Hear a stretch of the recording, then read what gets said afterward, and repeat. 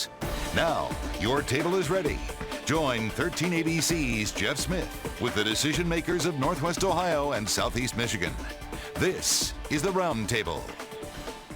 A lot to get to here on this Sunday. Thank you so much for taking part of your afternoon to spend it with us here on the Roundtable program. My name's Jeff Smith. I want to start out this week revisiting a story that kind of captured the nation's attention for better or for worse this week, and it had to do with the situation with the owner of the LA Clippers. Donald Sterling came out in the forefront after audio recordings were released, him having a conversation with a woman about his racial views, his racist views as they come to be seen. And as that conversation continued, the NBA got involved and decided that they wanted to ban him for life from that team, the NBA as a league, and fine him $2.5 million. As we continue this conversation, what does this decision mean? And we are recording on Thursday. A lot could have happened between now and Sunday when our show actually airs. But just on the surface, what does this decision mean for sports? What does it mean for ownership? And you as a fan out there, what does it mean for you? I wanted to bring in one of the foremost experts on the economy and sports here in our country. He is Andrew Zimbalist, joining us out of Massachusetts today via Skype. He is the Robert A. Woods Professor of Economics at Smith College, one of the most prominent sports economists in the land, joining us via Skype. Thank you so much, Doctor, for spending some time with us here. My pleasure. Let's get into the conversation. Your reaction, first and foremost, from a standpoint of the NBA coming in, making this decision, banning an owner for life from the league, but then kind of bringing in all of the other owners to boot this guy from his ownership. Right or wrong, what say you? Oh, it's good stuff. It's too bad they didn't do it earlier. He's, of course, indicated his racist proclivities many times in the past. And I think it would have been good if the league had sanctioned him earlier. He also, by the way, this is a fellow who bought the Clippers in 1981 for $12.5 million. Now they're worth $800 million. 3 years after he bought the team, against the NBA's wishes, he moved the Clippers from San Diego to Los Angeles and then engaged in a legal suit with them. Throughout the decades that he's owned the team, he's been the most parsimonious or cheapest owner around. He gets every year these days, he gets $40 million from the NBA Central Fund. And until the last 2 years, he has always had his team payroll at the very bottom of the salary cap. So the players have reviled him. The owners have hated him. They think that he's like treating the system as a welfare system, just taking his checks and not doing his share. And on top of that, you have all this racism. But the stuff he said last week is, of course, obnoxious and disgusting and unacceptable. So I totally applaud what Adam Silver has done. And it makes me look forward to his reign as commissioner, because this is really his first major action. It's been, I guess, a lot of dispute, a lot of, hurt feelings come out about David Stern. And as you said, this should have been done a long time ago. And you continually hear these arguments, Doctor, about trying to make the fans' experience in sports a better experience. But once again, you have just Joe fan out there trying to figure out, well, what the heck is going on?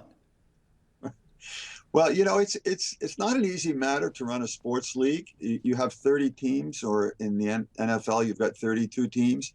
Each of the teams is in a different market. Some markets are very wealthy and some are very poor. Yet the owners still have to compete with each other. Some teams generate $300-400 million more than other teams. They all go to the same players market to try to be competitive on the field.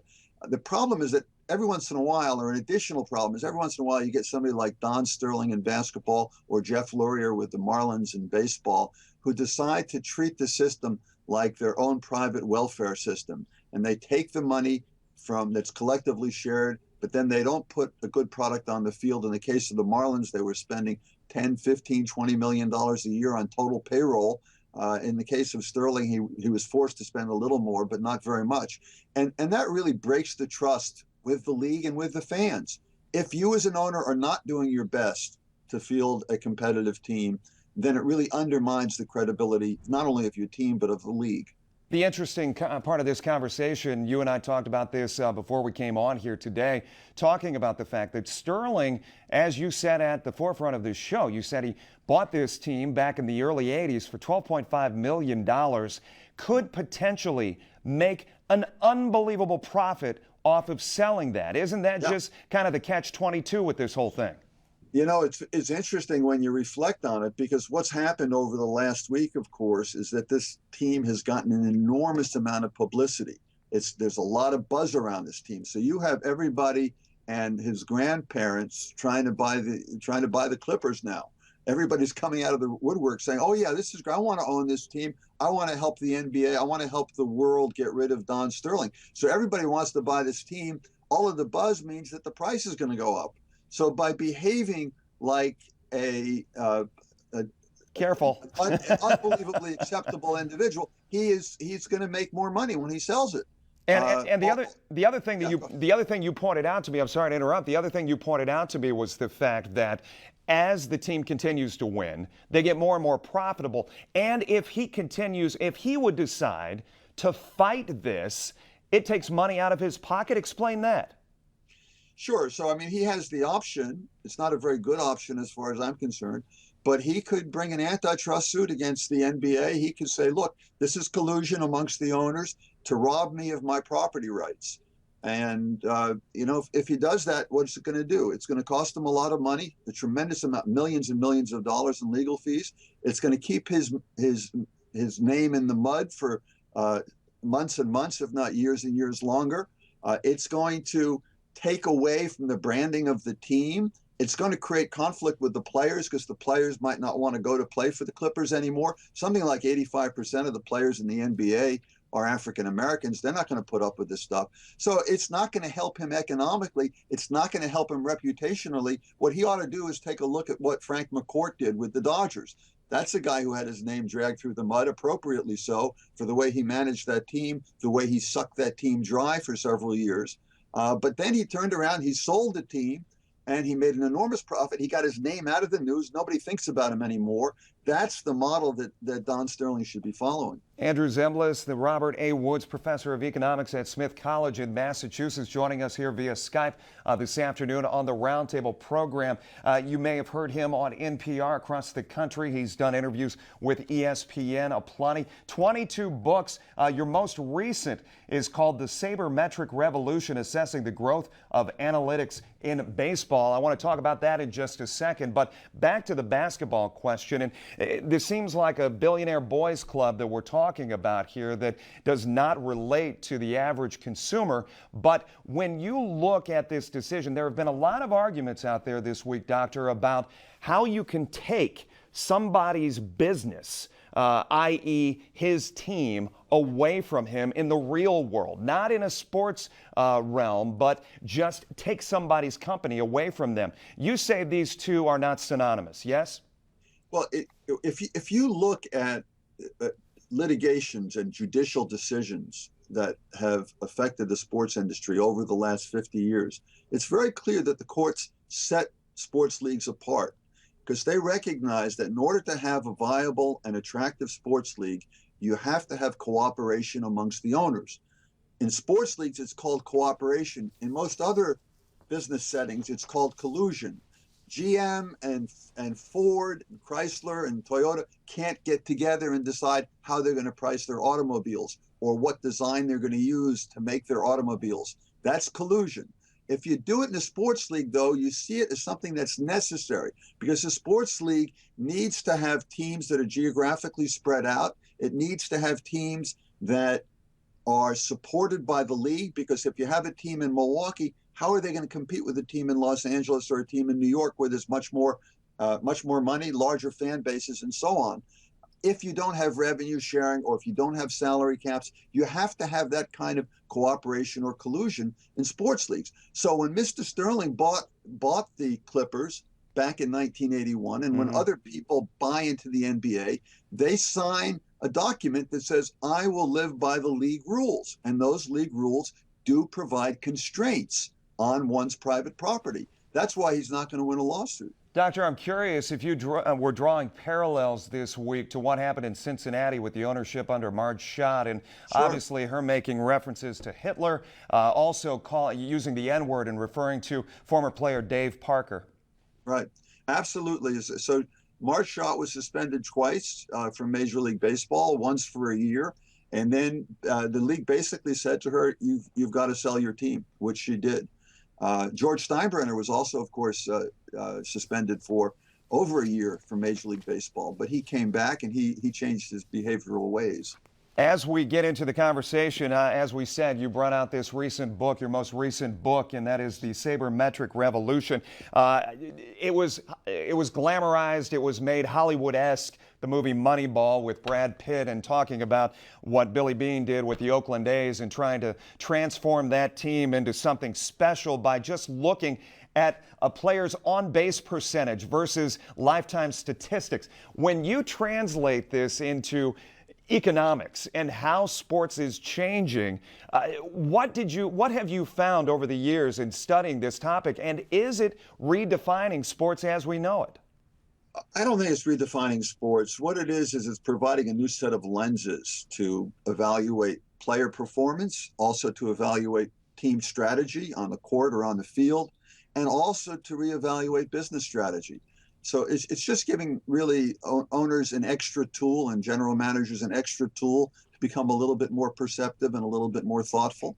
So there's more thinking going into sports. I found it interesting in part of your book. You said before a batter ever makes the first out, before they ever step to the plate, there are 24 potential outcomes. That's right. Yeah. So it's easier to do these things with baseball than the other sports because baseball, of course, is a very individualistic and discrete sport. You can be a great batter. Mike Trout on the Los Angeles Angels can bat 330 or 340, whether or not he's got Pujols batting behind him or somebody else batting behind him. But you can't be a great quarterback unless you have a great offensive line to protect you, unless you have good receivers to catch the ball, unless even you have good running backs to sometimes have running plays and keep the defense on the defensive. So in all the other sports, it's much more cooperative and team-oriented when you play it. In baseball, it's very discrete and individualistic, so it's easier to measure performance. There are more performance measurements for particular players, and therefore, and there are some other reasons as well.